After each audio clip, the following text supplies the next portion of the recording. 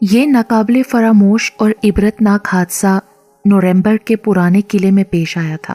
میں جس زمانے کا ذکر کر رہا ہوں اس زمانے میں نورمبرگ کا یہ پرانا قلعہ سیاحوں کے لیے کچھ زیادہ کشش نہ رکھتا تھا۔ اس کی بڑی وجہ یہ تھی کہ جرمنی کے اس دور افتادہ اور بہت پرانے شہر تک پہنچنے کی سہولتیں کچھ زیادہ نہ تھیں، اور بہت کم لوگ ایسے تھے جو دور دراز کا سفر طے کر کے سینکڑوں مصیبتیں برداشت کرنے کے بعد نورمبرگ پہنچتے تھے۔ دوسری جنگ عظیم کے دوران نورمبرگ کو بڑے پیمانے پر استعمال کیا گیا۔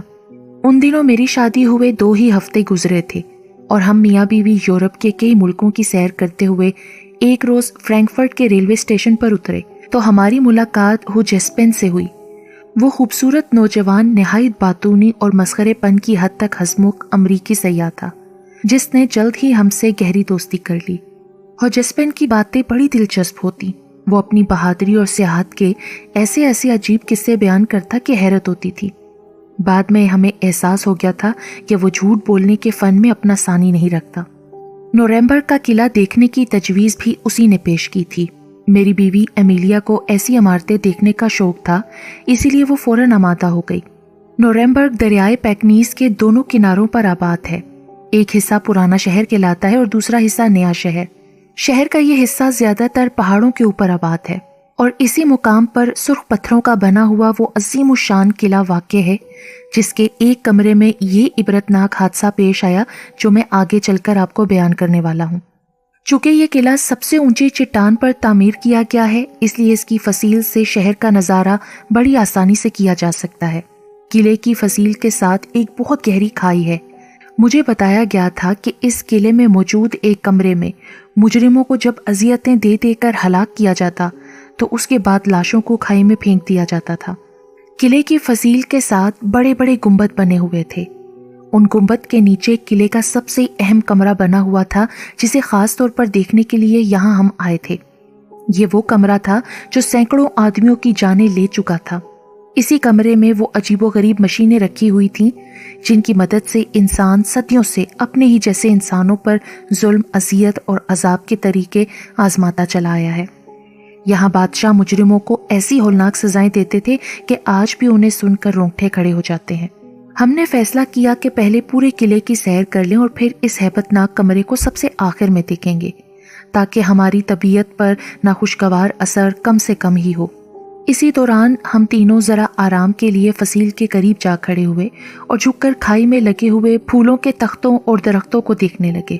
قلعے کی سیر کرتے کرتے ہم لوگ تھک گئے۔ اب کچھ دیر آرام کرنا چاہتے تھے مگر وہاں بیٹھنے کی کوئی جگہ نہ تھی۔ دفتن میری بیوی نے انگلی سے ایک جانب اشارہ کیا اور ہم نے جھک کر ادھر دیکھا تو ایک دلچسپ تماشا نظر آیا۔ سیاہ رنگ کی ایک بڑی بلی جس کی کھال دھوپ میں خوب چمک رہی تھی فصیل کے عین نیچے دھوپ میں آرام سے لیٹی تھی، اور اس کا بچہ جس کا رنگ بھی سیاہ تھا قریب ہی کھیل رہا تھا۔ بلی اپنی لمبی دم ہلاتی اور بچہ اس کی طرف جھپٹتا، کبھی وہ دم پر پنجہ مارتا، کبھی اسے اپنے منہ میں دبا لیتا اور پھر زور لگا کر اپنی ماں کو گھسیٹنا چاہتا۔ بلی اپنے پاؤں کو ہلا کر بچے کو آہستہ سے پرے دھکیل دیتی اور دم زور زور سے ہلانے لگتی۔ اس پر بچہ اور جوش میں آ کر اچھلنے کودنے لگتا۔ غالباً اسے اس کھیل میں بڑا مزہ آ رہا تھا۔ چند منٹ تک ہم تینوں نہایت دلچسپی سے یہ تماشا دیکھتے رہے۔ پھر یکایک امریکی نوجوان نے قریب پڑا ہوا ایک پتھر اٹھایا اور ہنس کر بولا، ذرا دیکھنا، میں آپ لوگوں کو ایک اور دلچسپ کھیل دکھاتا ہوں۔ میں یہ پتھر ان کے قریب پھینکتا ہوں، پھر یہ دونوں حیران ہو جائیں گے کہ پتھر کہاں سے آن گرا۔ ارے یہ کیا غضب کرتے ہو تم، میری بیوی نے اسے روکتے ہوئے کہا۔ وہ ڈر جائیں گے، کیوں ان کا مذاق کرکرا کرنے کی فکر میں ہو؟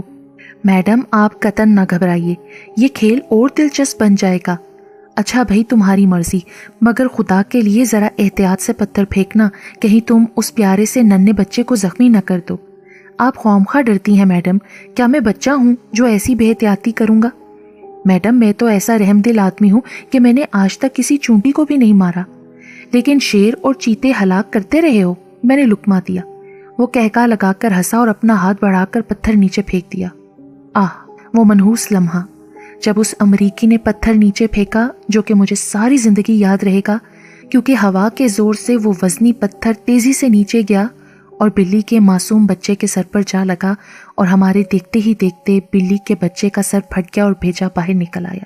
چند سیکنڈ تک تڑپنے کے بعد وہیں ٹھنڈا ہو گیا۔ اب ہم تینوں آنکھیں پھاڑے بلی کے بچے کی لاش کو دیکھ رہے تھے، جو چند ثانیے پیشتر زندگی اور حسن کا بہترین تصویر تھا۔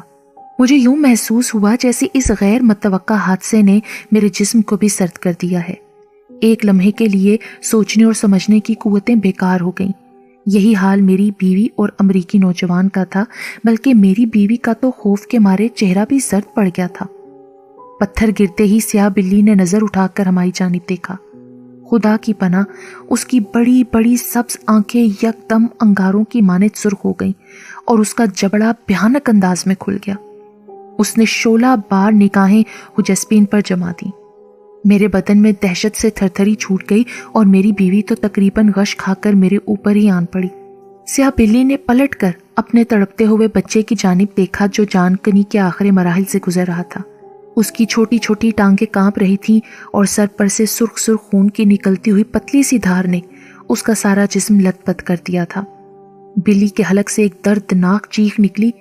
وہ اچھل کر اپنی جگہ سے اٹھی اور نہایت محبت سے اپنے مرے ہوئے بچے کا جسم چاٹنے لگی۔ اس کا جبڑا اپنے بچے کے تازہ خون میں بھر گیا اور جب اس نے منہ کھولا تو اس کے لمبے سفید چمکتے ہوئے دانت دیکھ کر میرا کلیجہ بھی حلق میں آ گیا۔ اس کے لمبے لمبے نوکیلے ناخن بھی پوری طرح باہر نکلے ہوئے تھے اور اس وقت وہ جوش اور انتقام کا ایسا نمونہ بن گئی تھی کہ بیان کرنے کے لیے میرے پاس الفاظ نہیں۔ چند لمحے تک وہ نہایت غضب آلود اور نفرت انگیز نظروں سے امریکی کو دیکھتی رہی اور پھر پوری قوت سے دوڑتی ہوئی آئی اور قلعے کی پتھریلی دیوار پر چڑھنے کی کوشش کرنے لگی۔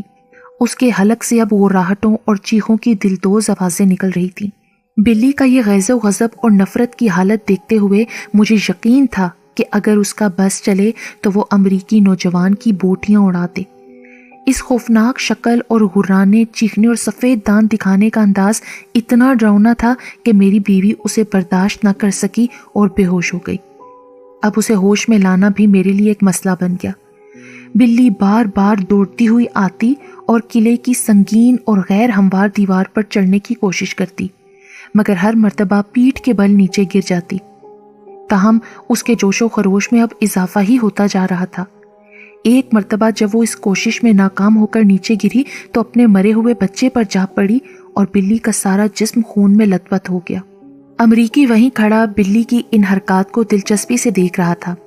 شاید اس کے لیے یہ بھی ایک پرلطف تماشا تھا۔ میں جلدی سے اپنی بیوی کو وہاں سے ہٹا کر ذرا فاصلے پر ایک جگہ سائے میں لے گیا اور اسے ہوش میں لانے کی تدبیریں کرنے لگا۔ چند منٹ بعد امیلیا ہوش میں آ گئی، لیکن اس کی آنکھوں سے خوف کے آثار نمایاں تھے۔ امیلیا کو وہیں چھوڑ کر جب میں دوبارہ دیوار کے قریب گیا تو حجسپن نے کہا، میں نے دنیا میں ایک سے ایک خوفناک درندے دیکھے ہیں، مگر جس وحشی پن کا مظاہرہ سیاہ بلی کر رہی ہے یہ میرا پہلا مشاہدہ ہے۔ بلی نے 15 یا 20 مرتبہ دیوار پر چڑھنے کی کوشش کی اور ایک بار تو وہ کافی اوپر آ گئی کہ پیر پھسل جانے کے باعث دھڑام سے نیچے گر گئی۔ یقیناً اسے سخت چوٹ لگی تھی، لیکن بلی نے اس چوٹ کی کوئی پرواہ نہ کی اور نئے ولولے کے ساتھ دوبارہ دوڑتی ہوئی آئی اور دیوار پر چڑھنے لگی۔ یہ دیکھ کر امریکی نے کہا، اس جانور کی ہمت پر آفرین ہے، ایسا معلوم ہوتا ہے دیوار پر چڑھ کر ہی دم لے گی، مگر افسوس کہ وہ یہاں کبھی نہیں پہنچ سکے گی۔ تھوڑی دیر بعد جب اس کا غصہ سرد پڑ جائے گا نا تو وہ اس حادثے کو بھول جائے گی۔ افسوس، مجھے بالکل معلوم نہ تھا کہ پتھر اس بچے کو لگ جائے گا۔ یہ حادثہ بالکل اتفاقیہ ہوا ہے، ورنہ میری نیت اسے ہلاک کرنے کی نہ تھی۔ خیر، اب جو ہونا تھا ہو گیا، اس بچے میں دوبارہ جان نہیں ڈالی جا سکتی۔ اتنا کہہ کر وہ پیچھے ہٹ گیا اور اس کے پیچھے ہٹتے ہی بلی نے بھی دیوار پر چڑھنے کی کوشش ترک کر دی اور وہیں بیٹھ کر اپنی غضبناک نظروں سے اوپر دیکھنے لگی۔ پھر وہ مجھ سے مخاطب ہو کر کہنے لگا، کرنل، مجھے افسوس ہے کہ اس حادثے نے آپ کو ذہنی کوفت میں مبتلا کر دیا ہے۔ میں دیکھتا ہوں کہ آپ کی بیوی نے تو اس کا بہت ہی زیادہ ناگوار اثر قبول کیا ہے، مجھے تو ان سے معذرت کرنی چاہیے۔ یہ کہہ کر وہ اس جگہ جہاں میری بیوی آرام سے لیٹی تھی گیا۔ میڈم، کیا آپ مجھے معاف نہ کریں گی؟ یقین کیجیے اس میں میری کوئی غلطی نہیں تھی۔ بلی کے بچے کی قسمت میں اسی طرح مرنا لکھا تھا۔ اب جو ہونا تھا ہو گیا، اسے بھول جائیے۔ چلیں قلعے کی باقی چیزیں جا کر دیکھتے ہیں۔ ہم تینوں ادھر سے گزرتے ہوئے جب فصیل کے قریب آئے تو غیر ارادی طور پر ہم نے نیچے جھانکا۔ سیاہ بلی اسی طرح بیٹھی اوپر دیکھ رہی تھی۔ جو ہی امریکی کا چہرہ اسے نظر آیا، اس نے وہیں سے چھلانگ لگائی۔ اس کے دونوں پنجے اس انداز میں باہر نکلے ہوئے تھے جیسے وہ امریکی کا منہ نوچ لینا چاہتی ہو، مگر وہ حسب معمول پھر نیچے جا پڑی۔ 60 فٹ اونچی دیوار پر چڑھنا بلا شبہ بلی کے لیے ایک ناممکن بات تھی۔ امریکی نے اب خوش طبعی کا مظاہرہ کرتے ہوئے بلی کو مخاطب کیا۔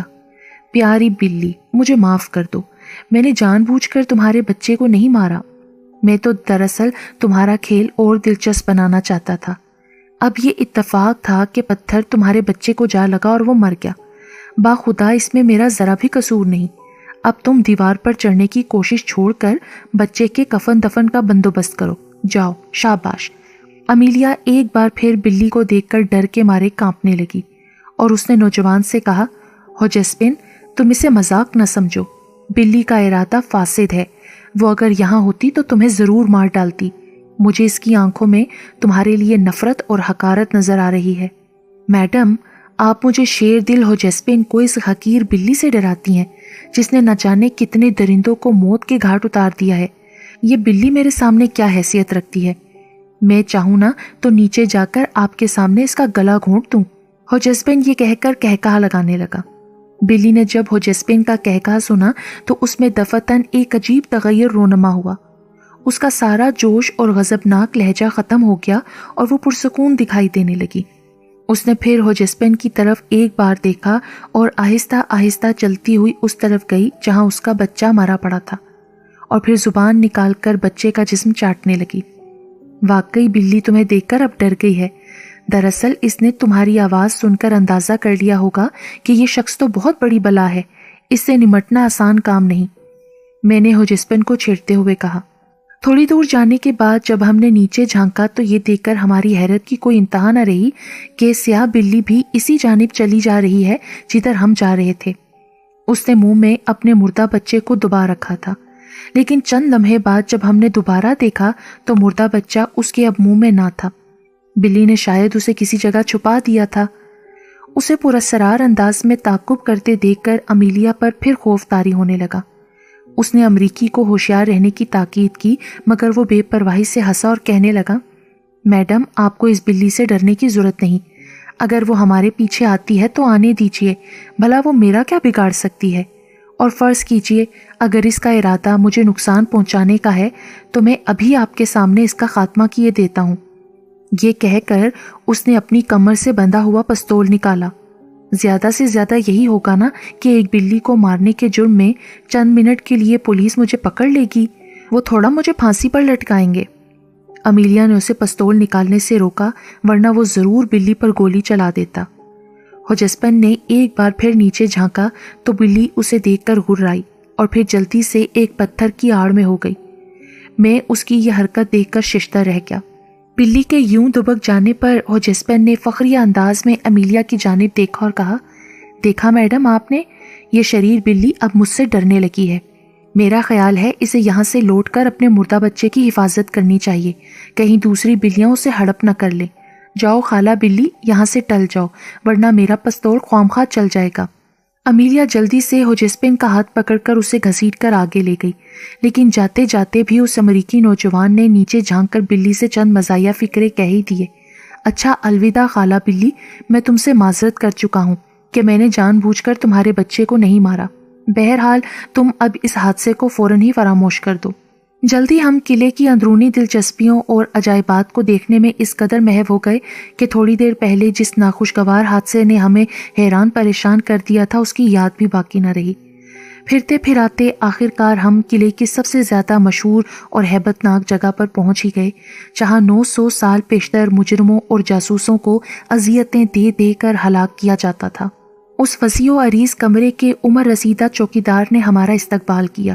وہ عرصے دراز سے اس کمرے کا چوکیدار تھا اور یہاں رکھی ہوئی ہر شے کی متعلق اس کی معلومات حیران کن تھیں۔ جب ہم کمرے کے اندر داخل ہوئے تو ماحول کی تاریکی اور اس میں رکھی ہوئی عجیب اور پراسرار مشینوں اور ہتھیاروں نے ہمارے اعصاب پر برا اثر ڈالا۔ یہ گنبد نما کمرہ 2 حصوں پر مشتمل تھا۔ اوپر کے حصے میں جانے کے لیے چند سیڑھیاں طے کرنی پڑتی تھیں، ہم نے پہلے نچلے کمرے کو دیکھنے کا فیصلہ کیا۔ غور سے دیواروں کا معائنہ کرنے پر ہم نے بڑے بڑے سیاہ دھبے دیکھے۔ وہ دھبے اصل میں خون کے تھے، ان لوگوں کا خون جن کو کسی جرم یا جاسوسی کے شک میں پکڑ کر اذیتیں دی جاتی تھیں۔ چند لمحے بعد ہمیں ایسے احساس ہونے لگا جیسے ان بدنصیب لوگوں کے چیخنے اور کرہانے کی ہمیں آوازیں سنائی دے رہی ہوں۔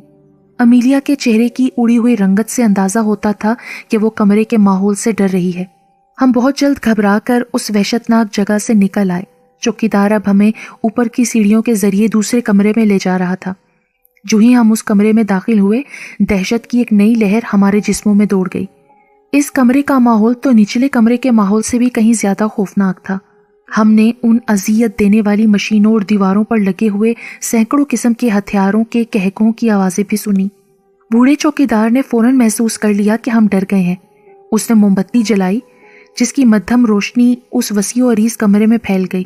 کمرے میں گھومتے ہوئے ہم ایک بڑی آہنی مشین کے قریب پہنچے، جس کی عجیب و غریب ساخت نے امریکی نوجوان کو بہت متاثر کیا، جو ایک عورت کے مجسمے سے مشابہ تھی اور اس میں زنگ لگا ہوا تھا۔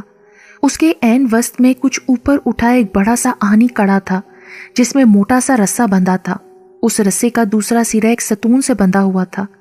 چوکیدار نے بتایا کہ اس مشین کو آئرن ورجن کہتے ہیں، اور مجرم کو ہلاک کرنے کے لیے اس مشین سے زیادہ بہتر کوئی مشین نہیں۔ آپ اسے غور سے دیکھیے، یہ برسوں تک خون میں نہا چکی ہے، اور اب بھی اس کے ایک حصے پر خون کی جمی ہوئی تہ آپ دیکھ سکتے ہیں۔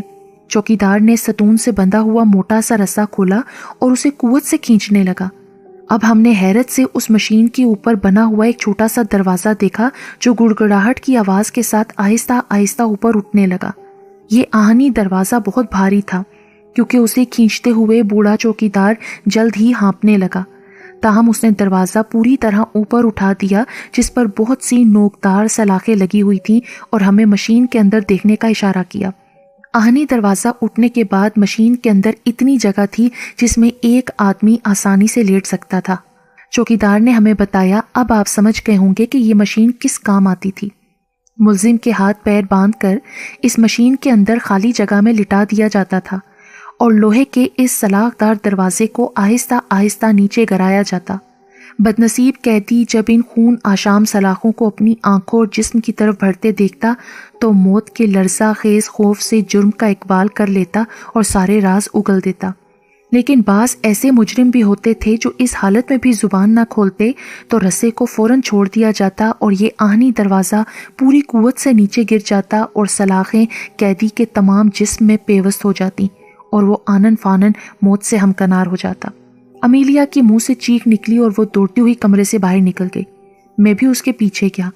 خدا کے واسطے مجھے اس منحوس جگہ سے فوراً لے چلو، اب میں یہاں ایک لمحہ بھی نہیں ٹھہر سکتی، ورنہ میرا دل بند ہو جائے گا۔ ہم تو صرف یہاں کے عجائبات دیکھنے آئے ہیں، ہمارے ساتھ ایک مہمان بھی ہے، وہ کیا کہے گا؟ میں اسے سمجھا بجھا کر جب واپس کمرے میں لایا تو امریکی نوجوان اس مشین کے پاس کھڑا اس کا بغور معائنہ کر رہا تھا۔ آپ کی بیوی بہت کمزور دل ہے، بلا شبہ انہیں یہاں نہیں آنا چاہیے تھا، لیکن میں آپ کو ایک بات بتا دوں کہ میں اپنا تجربہ مکمل کر کے ہی واپس جاؤں گا۔ کیسا تجربہ؟ یہی معمولی سا تجربہ۔ میں خود کو 1 منٹ کے لیے اس مشین کے اندر لیٹ کر دیکھنا چاہتا ہوں کہ لوہے کا یہ سلاخ دار دروازہ کس طرح آہستہ آہستہ نیچے آتا ہے۔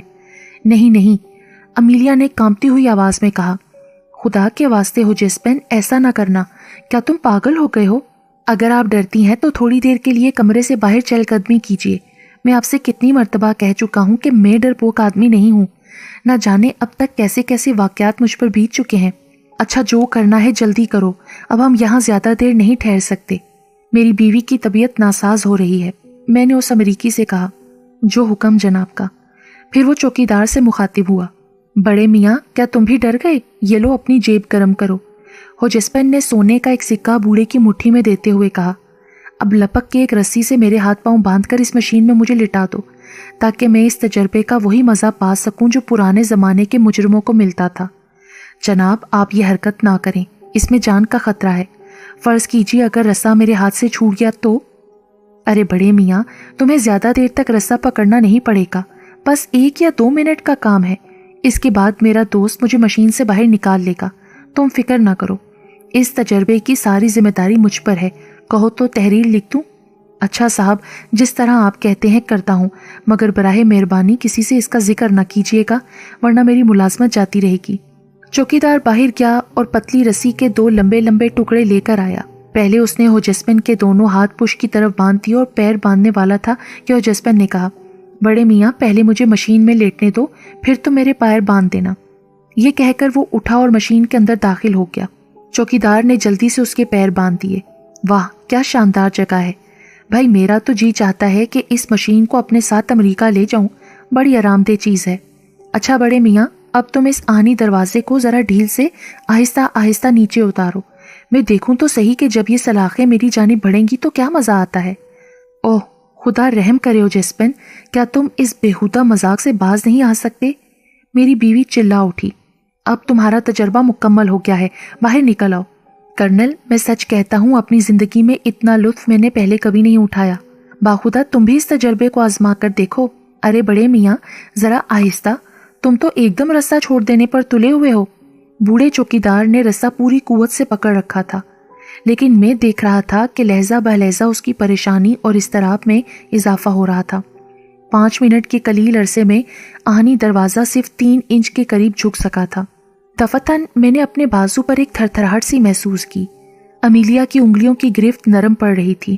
میں نے چونک کر اس کی طرف دیکھا، اس کے چہرے کا رنگ ہلدی کی مانند زرد ہو رہا تھا اور ہونٹ سفید پڑ گئے۔ وہ پلک جھپکائے بغیر مشین کی جانب گھور رہی تھی۔ میں نے اس کی نگاہوں کا تعاقب کیا تو دہشت سے میری رگوں کا خون جم گیا۔ خدا کی پناہ، وہی منحوس کالی بلی کمرے کے دروازے میں کھڑی مشین کی جانب دیکھ کر ہررا رہی تھی۔ اس کی زرد آنکھیں مشل کی مانند روشن تھیں۔ اس کے جسم کا رواں رواں کھڑا تھا اور اپنی معمولی جسامت سے وہ دگنی نظر آ رہی تھی۔ کمرے میں داخل ہوتے ہی وہ اپنا خون آلود جبڑا کھول کر آگے بڑھی۔ ہوجسپن نے بھی اس کی آواز سن لی تھی اور وہ وہیں سے چلایا، کرنل ذرا اس شریر بلی کو دھتکار کر باہر نکال دو۔ لیکن اس سے پیشتر کہ میں آگے بڑھتا، بلی نے اپنی لمبی دم کو گردش دی اور بجلی کی مانند اچھل کر بوڑھے چوکیدار پر حملہ کیا۔ بلی کا دایاں پنجہ چوکیدار کی آنکھ پر لگا اور آنکھ باہر آ گئی۔ بوڑھے کے حلق سے ایک دلدوز چیخ نکلی اور وہ لڑکھڑا کر زمین پر گرا اور موٹا رسہ اس کے ہاتھ سے چھوٹ گیا۔ میں نے رسے کو پکڑنے کے لیے چھلانگ لگائی، میری انگلیوں نے اسے چھو لیا، مگر اگلے ہی لمحے رسہ کڑے میں سے گزر چکا تھا۔ بدنصیب ہوجسپن کے چہرے کی آخری جھلک میں مرتے دم تک کبھی نہ بھولوں گا۔ موت کے خوف سے اس کا چہرہ دھلے ہوئے کپڑے کی طرح سفید پڑ چکا تھا۔ آہنی دروازہ ایک دھماکے کے ساتھ بند ہو گیا۔ ہوجسپن کے منہ سے آواز تک نہ نکل سکی اور اسی لمحے میری بیوی غش کھا کر دھڑام سے فرش پر گر گئی۔ میں نے امیلیا کو وہاں سے اٹھایا اور کمرے سے باہر برآمدے میں لے جا کر ایک بینچ پر ڈال دیا۔ اس وقت میرے ہوش و حواس بھی گم تھے۔ امریکی نوجوان کی بھیانک موت کا تصور خود میرے لیے جان لیوا تھا۔ جب میں کمرے میں گیا تو بوڑھا چوکیدار تکلیف کی شدت سے زمین پر لوٹ رہا تھا۔ اس کا چہرہ اور کپڑے خون میں تر ہو چکے تھے۔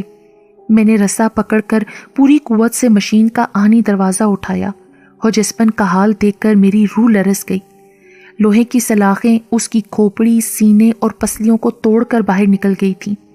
دروازہ اوپر اٹھتے ہی ہوجسپن کا مردہ اور مسخ شدہ جسم پرشور آواز کے ساتھ کمرے کے فرش پر گرا اور وہ منحوس سیاہ بلی جو ابھی تک وہاں موجود تھی اس کی جانب لپکی اور ہوجسپن کے جسم سے نکلے ہوئے خون کو بڑی رغبت سے چاٹنے لگی۔ میں نے جھپٹ کر وہاں رکھی ہوئی بہت سی تلواروں میں سے ایک تلوار اٹھائی اور بلی کے 2 ٹکڑے کر دیے کہ اگر میں بلی کو زندہ چھوڑ دیتا تو کیا معلوم وہ ہوجسپن کے بعد مجھے اور میری بیوی کو بھی موت کے گھاٹ اتار دیتی۔